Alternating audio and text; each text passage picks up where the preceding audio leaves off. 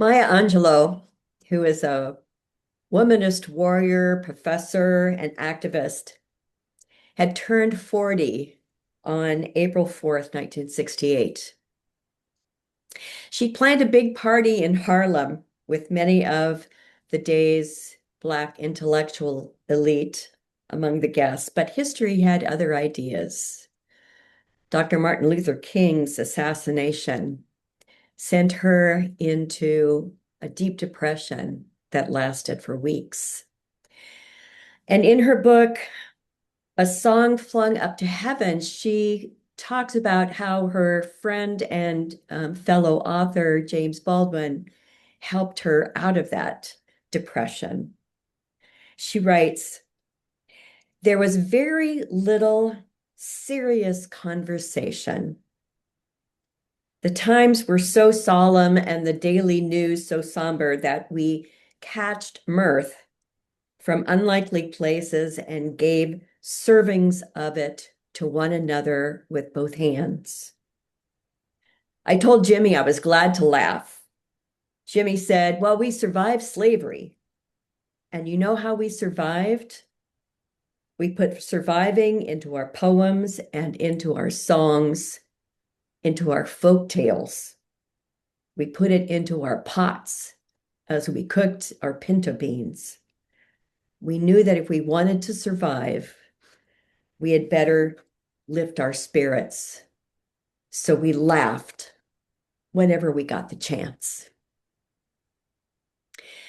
You know, whenever I think about resilience, I often turn to the lessons of the Black community. Much of what I know about resilience, I learned many years ago during a course that I took at Duke, which was called African American Autobiography. And when I registered for the class, I thought the class was going to be about reading autobiographical material of African American authors. But what it turned out to be was a writing course for people of color to learn how to tell their stories. Well, I ended up being the only white person in that class, and I was honored that they let me stay. Um, and I I have to tell you how honored I was to be able to hear to experience the vulnerability of the other people in the class as they talked about and wrote about what it felt like to be a person of color in our country and the resilience that it took to be part of that community. In the past several weeks, we've all watched what's been happening on the streets of Minneapolis, and most of you know that that is a city near and dear to my heart.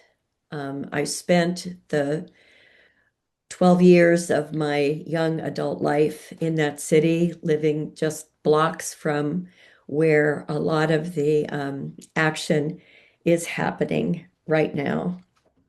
And I have to tell you that when I first heard that Trump was going to be sending 3,000 of his ICE agents and Border Patrol agents into that city, my first response was, oh, he does not want to poke that bear. He does not want to go into that city. And I wasn't really sure why I had that strong of a reaction. I've been thinking about it a lot. Um, and I'm thinking in particular about an interview I heard um, on the Saturday that tens of thousands of people hit the streets there. Um, and actually, it was a Friday. I'm sorry. It was the Friday before Alex Preddy was killed.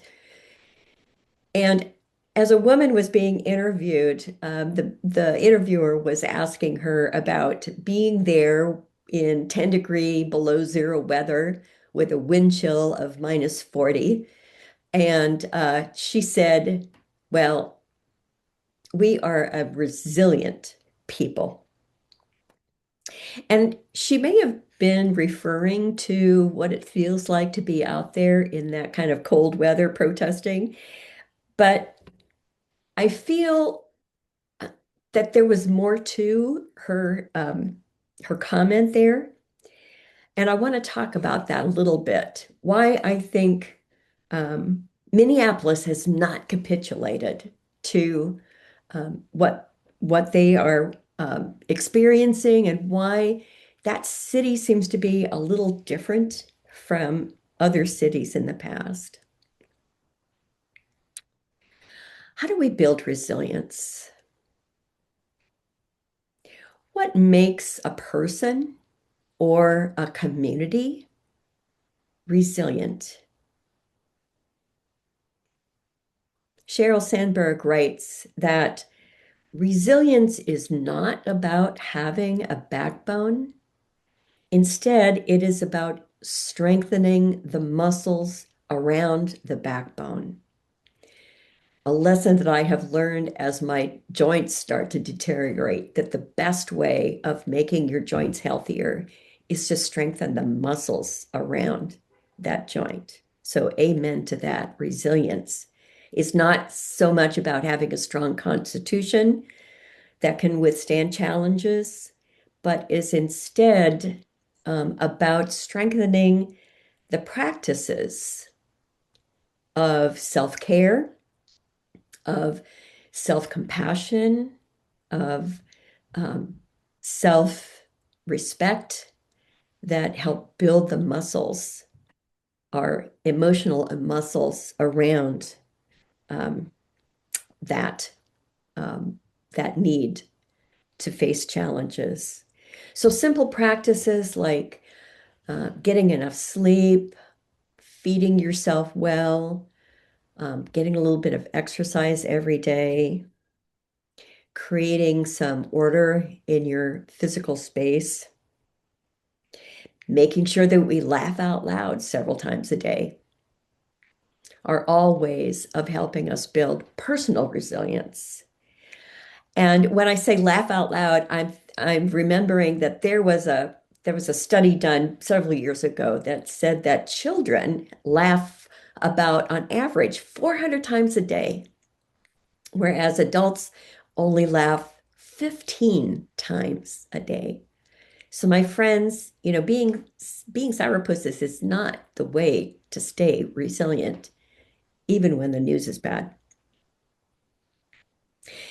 In her book, When Things Fall Apart, Pima Chodron describes how mindfulness is another practice that helps us build resilience. She says that um, when things fall apart, it can be a kind of testing and also a kind of healing. We think the point is to pass the test or to overcome the problem, but the truth is that things don't really get solved. They come together and they fall apart. Then they come together again and they fall apart again. It's just like that. The healing comes from letting there be room for all of this to happen. Room for grief, room for relief, for misery and joy. Mindfulness meditation is a time, a practice to allow all of our feelings, whatever we are feeling, to be present, to just watch those feelings and not try to put them aside, not to judge them, but just to watch them as they pass and letting ourselves feel what we feel without pushing anything away.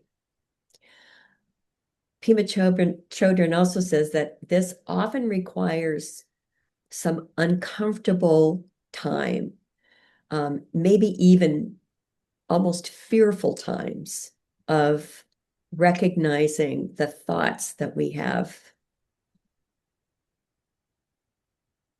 the pieces of ourselves that we may not like.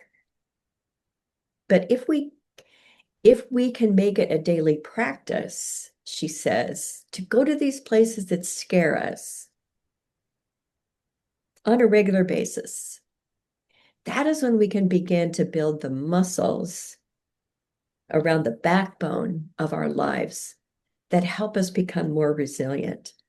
So, yes, there are some practices that we might engage in to increase our personal resilience, laughter, meditation, taking care of ourselves.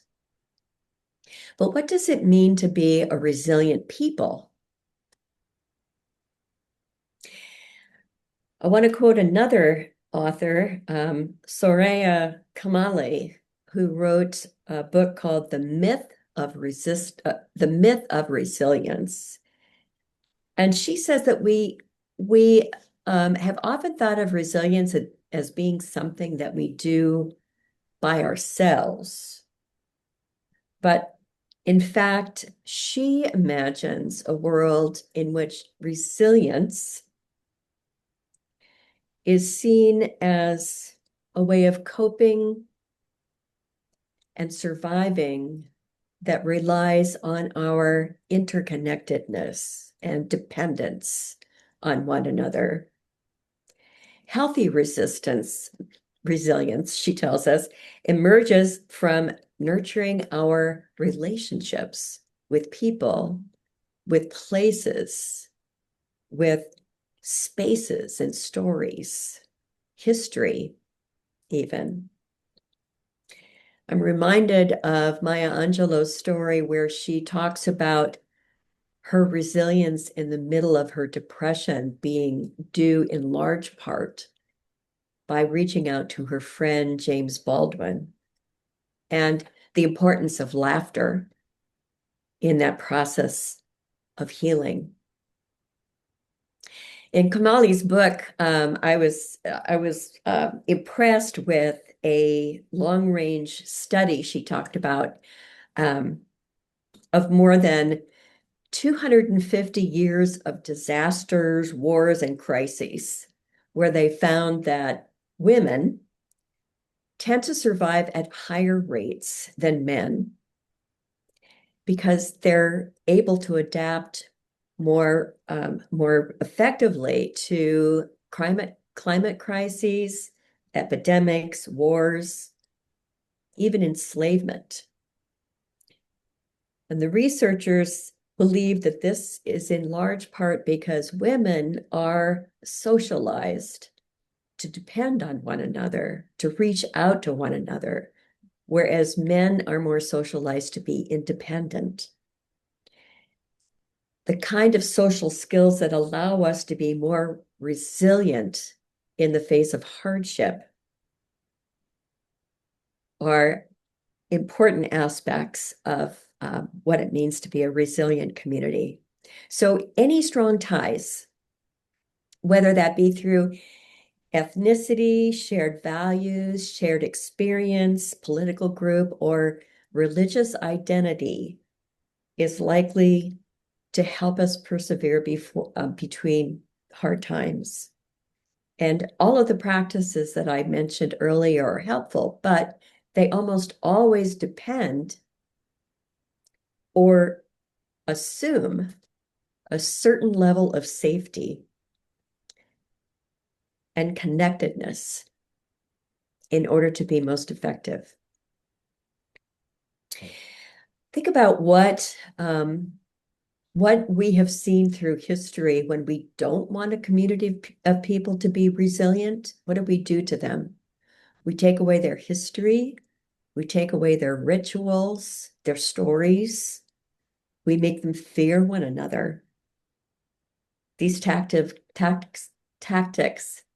have been used over and over and over again, and we see it happening now as we see authoritarianism grow through the use of trying to make us fear and distrust one another.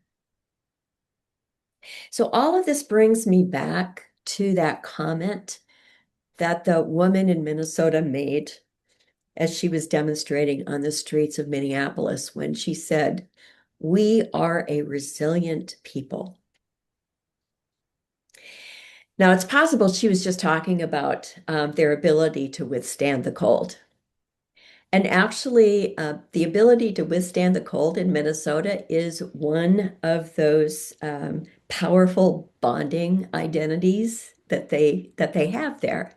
In fact, if you were to ask many Minnesotans how they feel about immigration, they might just well tell you, well, anybody who comes here who can stand this weather is more than welcome to come. You may have assumed in watching the news about Minnesota that it's a liberal state, but nothing could be further from the truth. Um, there are 87 districts in that state, and in the last presidential election, 80 of those districts went for President Trump. Like many large cities, Minneapolis does lean left, but the incursion that we're seeing into their state is not between blue and red like our administration is trying to make us believe. Minnesota and the Twin Cities in particular are made up of a lot of Nordic Scandinavian immigrants, people from Sweden, Norway, Denmark, countries that have a long history of what they call civic engagement. Doesn't necessarily mean they are progressive or conservative, but it means that they tend to pay attention to what's going on. And in fact, Minnesota has the um, largest percent of people voting in every election, and this has been true for decades, of any other state in the union. People really think of civic engagement as being an important part of being a Minnesotan. They often believe in strong safety nets. They believe in meaningful social contracts, but they also have a real disdain for government overreach. And I think these two things together are one of the reasons that we're seeing a lot of pushback in the state right now. Maybe it's the weather, I don't know, because surviving minus 40 degrees is not something that people consider a solo event. But for whatever reason, there is a certain resolve that lends itself to caring for one's neighbors, regardless of where you stand politically there.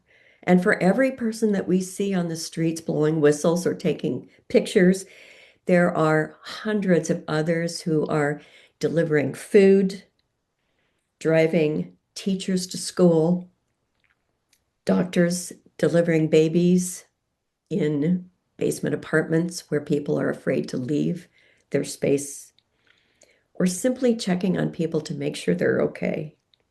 And I know many of these are some of the same things that happened in the Triangle when ICE came through our towns. And if you were part of that effort, I want to say thank you because you are helping make us a more resilient community. Kamali writes, all the crises we face today are crises of disconnection, loneliness, suicide, sexual predation, intimate violence, climate disaster, mass migration, globally worsening mental health, growing wealth inequality, rising authoritarianism, militarism, and fascism, scratch the surface of any of these, and you will find failure after failure to prioritize nurturing and mutual care and to value the people and the cultures that do. Unquote. You know, Pema Chodron tells us that we become more resilient by doing something every day that makes us uncomfortable, makes us fear a little bit. What might that look like for you? What kinds of civic engagement might you engage in that makes you a little bit uncomfortable, stretches you just a little bit? I encourage you to think of a small step that you might consider taking for yourself and our community to make us all a little bit more resilient. Small steps to spread beloved community, not only within the walls of our congregations, but beyond our walls as well. Amen, and blessed be.